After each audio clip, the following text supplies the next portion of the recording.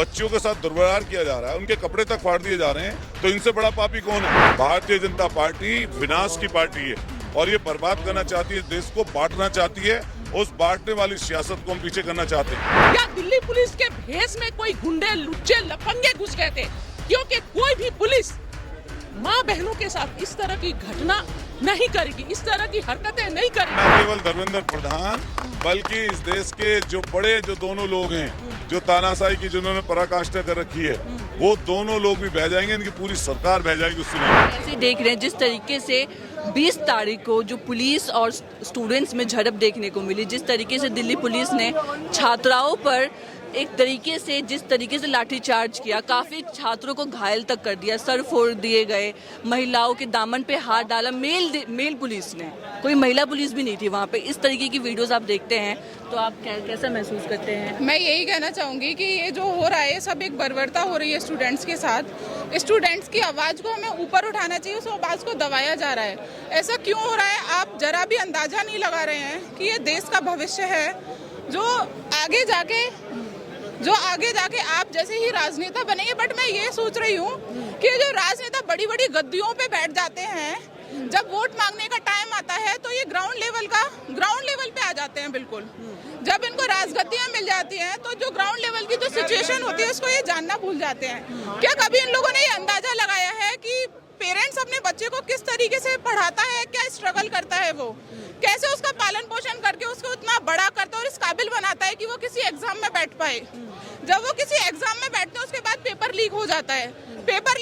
ये तो एक तो स्टूडेंट का स्ट्रगल, एक उसके पेरेंट्स का स्ट्रगल, उसका एहसास इनको कभी हुआ ही नहीं और ना हो पाएगा। क्यों नहीं हो पाएगा?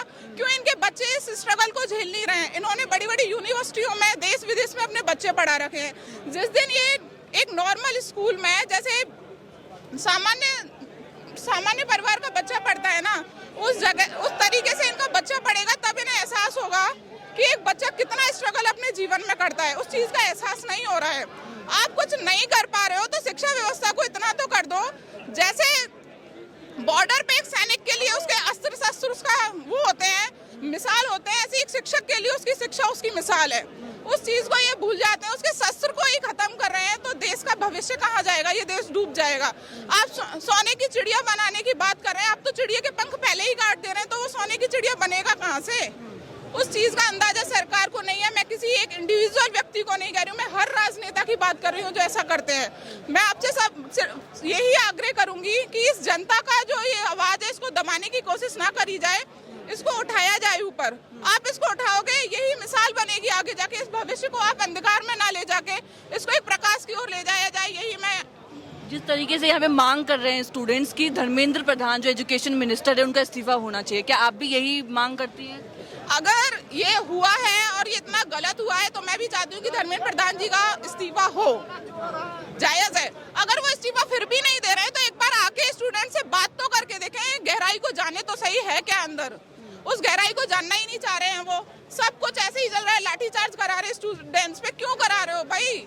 इस बच्चे को जिसको लाठियां पड़ी हैं उसका दर्द आपने कभी महसूस किया है? क्यों इतनी जनता है यहाँ पे, इतनी पब्लिक, इतना क्राउड क्यों इकट्ठा हो रहा है? किसी कारणवश हो रहा है। उस कारण को जानने का एहसास कभी सरकार ने किया ही नहीं। जिस दिन सरकार उस एहसास को जान जाएगी उस दिन उनको हकीकत का एहसास हो जाएगा, उन्हें हकीकत से वाकिफ हो जाएंगे। जिस तरीके से 20 दिन से ज्यादा हो गए हैं यहाँ पे प्रोटेस्ट चल रहा है छात्रों के साथ, जिस तरीके से 20 तारीख को दिल्ली पुलिस ने बर्बरता करी फीमेल स्टूडेंट्स के साथ, जिस तरीके से उनके प्राइवेट पार्ट्स पे हमला किया दिल्ली पुलिस ने, वहाँ फीमेल पुलिस थी भी नहीं, मेल पुलिस वालों ने महिलाओं के साथ छेड़खानी, जिस तरीके से उन्होंने डंडों से उन पे पलटवार किया। बहुत अफसोस की बात है, शर्मसार करने वाली घटना है और कड़े शब्दों में मैं निंदा करती हूँ। और भारत सरकार को शर्म आनी चाहिए कि देश की महिलाओं के साथ, देश की माताओं के साथ, देश की बहनों के साथ इस तरह की घटना हुई।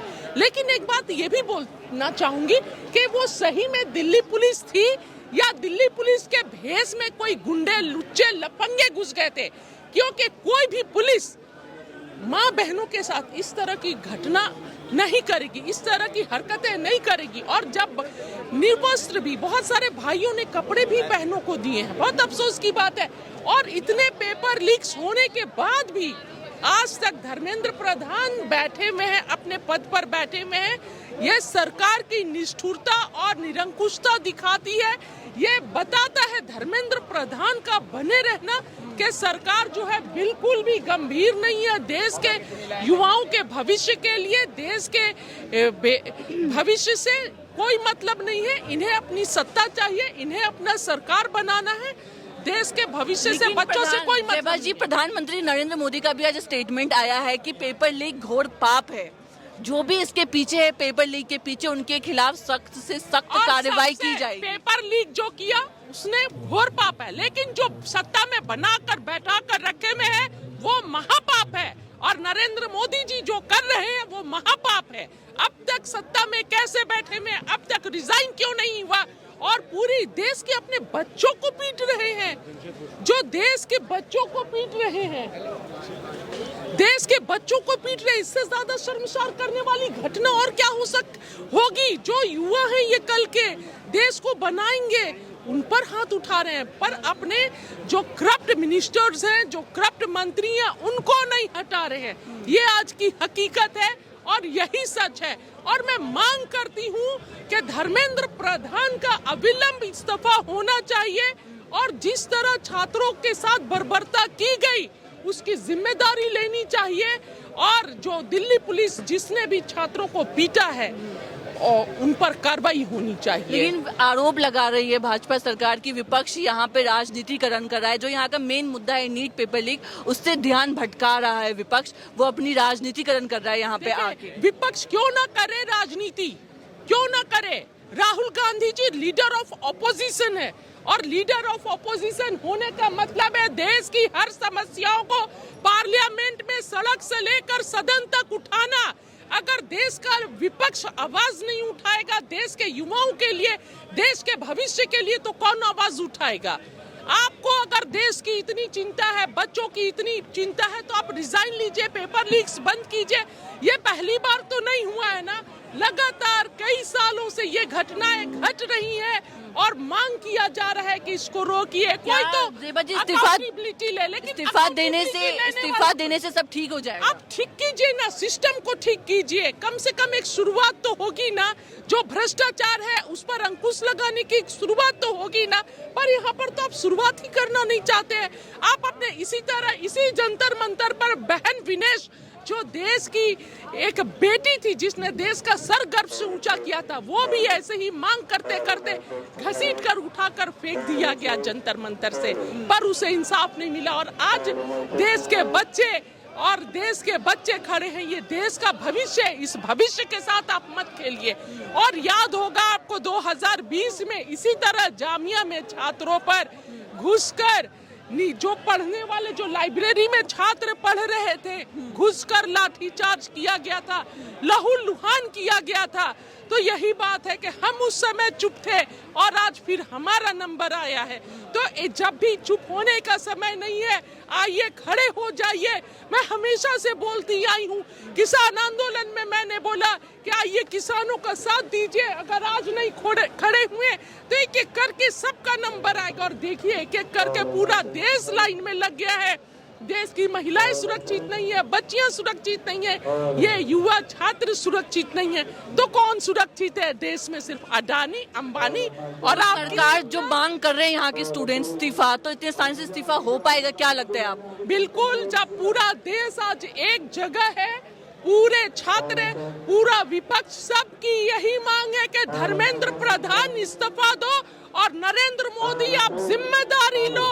किस तरह आपने देश के छात्रों को, हमारे बच्चों को इस तरह लाठीचार्ज करवाया, लहूलुहान करवाया, हमारी बहनों के, बच्चियों के कपड़े फटे, शर्मसार करने वाली घटना है और हमेशा याद रखा जाएगा आपकी इस करतूत को। मैंने अपनी बेटी को भी कहा और अपने बच्चों को कहा कि जाइए आंदोलन देख के आइए और कम से कम उन्हें जन भावनाओं का पता लगेगा, सेंस आएगी। यहाँ जितने लोग हैं, जब पंखे से हवा कर रहे हैं एक दूसरे की, तो ये हम लोगों में एक दूसरे के प्रति भावनाएं प्रेरित करने वाली चीज है। हम लोग जब नेशनलिटी की बात करते हैं, राष्ट्रवाद की बात करते हैं, तो राष्ट्रवाद अगर देखना है जमीन पर किसी को, तो यहाँ कर देखें।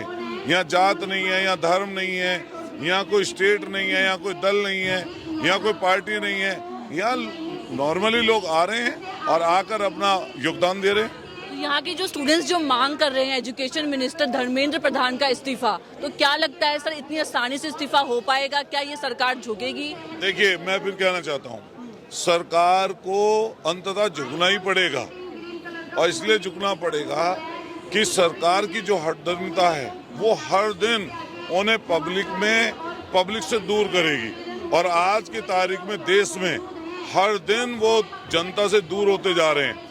एक समय ऐसा आता है कि जनता फैसला लेती है, और अब जनता फैसला लेने के मूड में है। जैसे हमारे पूर्व में बोला करते थे कि पाप का घड़ा भर गया, तो ये अब पाप का जो घड़ा है इनके वो भर रहा है।